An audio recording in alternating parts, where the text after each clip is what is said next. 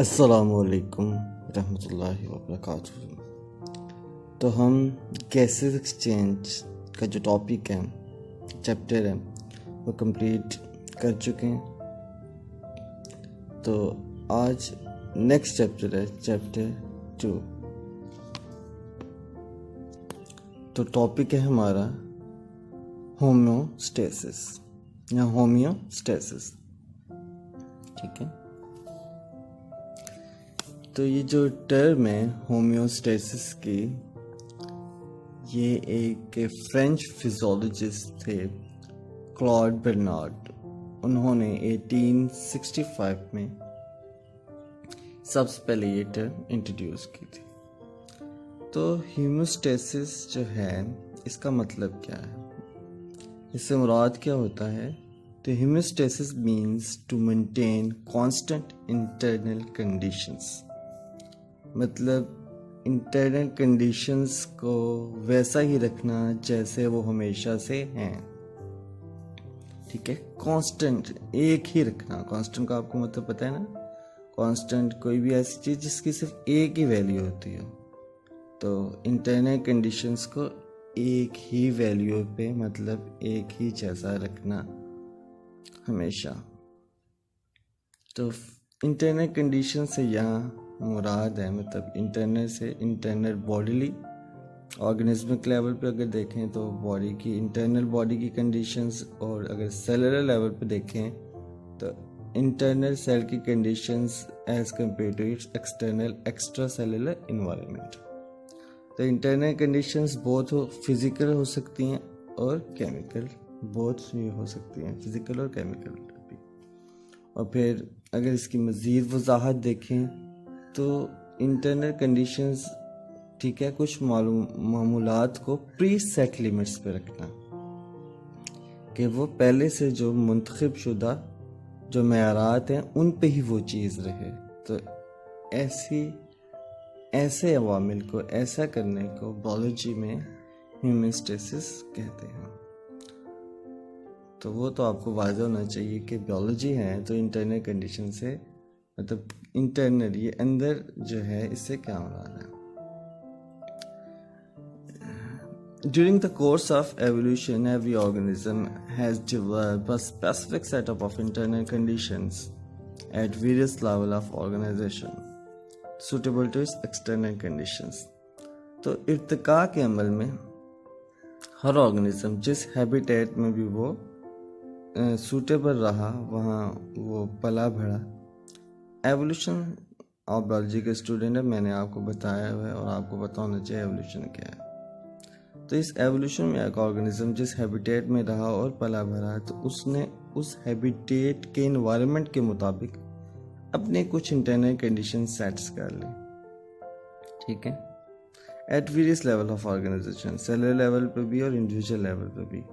ठीक है, और वो जिस ऑर्गेनिज्म की किसी भी हैबिटेट में कुछ जो इंटरनल कंडीशन सेट्स हो गई और वो उस हैबिटेट में ज़िंदा रहा, ठीक है, तो वो मतलब उसके लिए इंटरनल कंडीशन ज़रूरी हैं, उनको कांस्टेंट रखना फिर ज़रूरी है, इससे ये पता चला।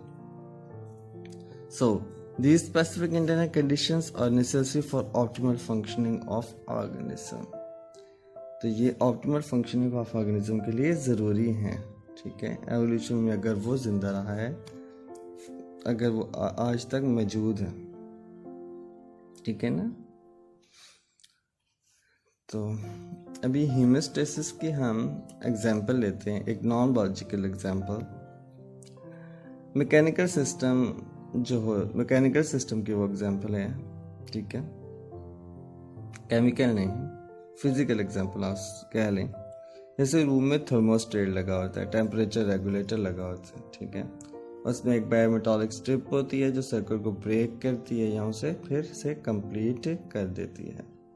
ठीक है, तो ऐसा होता है, हम उसे थर्मोस्टेट को सेट कर देते हैं किसी टेम्परेचर पे, प्री सेट लिमिट उसके लिए मुंतखब कर देते हैं। तो टेम्परेचर अगर कमरे का कूल हो जाता है तो सर्किट कंप्लीट होता है और फर्नेस चलना शुरू हो जाता है।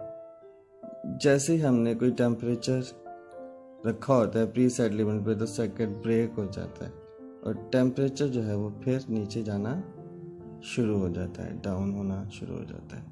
ऐसा ही थर्मोस्टेट आपके आजकल मतलब कि एयर कंडीशंस वगैरह में लगा होता है। मतलब आपने 25 अगर उस पर सेट किया है तो जब ठीक है 25 हो जाएगा टेम्परेचर नॉर्मल, ठीक है, तो थर्मोस्टेट उसका ठीक है एसी के कंप्रेसर को ऑफ कर देगा।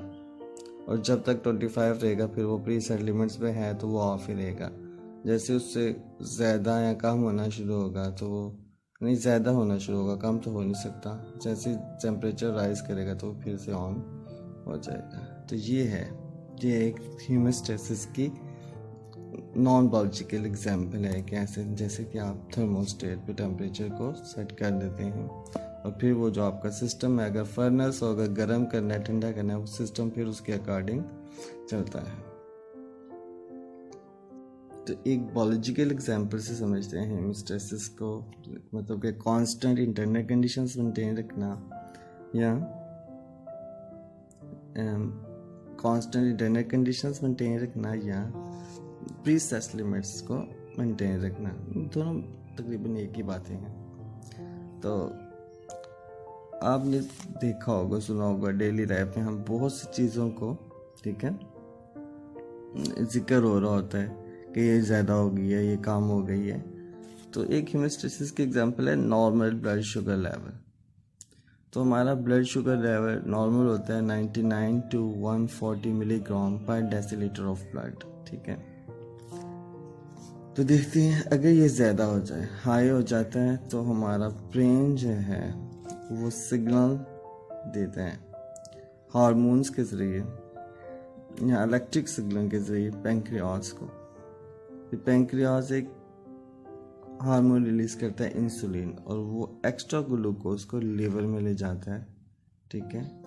शुगर लेवल हाई हो रहा था, ब्रेन ने सिग्नल दिया, पैंक्रियाज ने इंसुलिन रिलीज किया, उसने एक्स्ट्रा ग्लूकोज को लीवर में ले गया, ठीक है। और फिर जब ये नॉर्मल लेवल 199 to 140 मिलीग्राम पर डेसीलीटर ऑफ ब्लड गेन हो जाता है तो फिर ये मैकेनिज्म स्टॉप हो जाता है। ये है हीमोस्टेसिस, उसको कहते हैं नेगेटिव फीडबैक। ये जो है नेगेटिव फीडबैक इसको कहते हैं, ये हम आगे जाके समझेंगे, लेकिन आपने याद रखना है कि इसको नेगेटिव फीडबैक कहते हैं, ठीक है। जैसे ही 99 to 140 मिलीग्राम पर डेसीलीटर से शुगर लेवल हाई होता है तो ब्रेन सिग्नल पैंक्रियाज को देता है, पैंक्रियाज इंसुलिन रिलीज करता है और एक्स्ट्रा ग्लूकोज लीवर में जमा होना शुरू हो जाती है। तो ये देखें प्री सेट लिमिट्स, इस कांस्टेंट लेवल पे शुगर लेवल को रखा जाता है। ब्लड शुगर लेवल मतलब जो ब्लड शुगर ग्लूकोज होती है, इससे अगर कम हो जाए या ज़्यादा हो जाए तो दोनों सूरतों में ख़तरनाक होती है। और आपको पता है कि एक बीमारी होती है डायबिटीज़, जिसे आम ज़ुबान में हम शुगर कहते हैं, तो उसमें यही मसला होता है कि ब्लड शुगर लेवल कंट्रोल नहीं होती, ठीक है। तो ये था आज का हमारा लेक्चर। मैं उम्मीद करता हूँ आपको समझ आया होगा और ये आपके लिए हेल्पफुल होगा। अपना ख्याल रखिएगा। अल्लाह हाफिज़।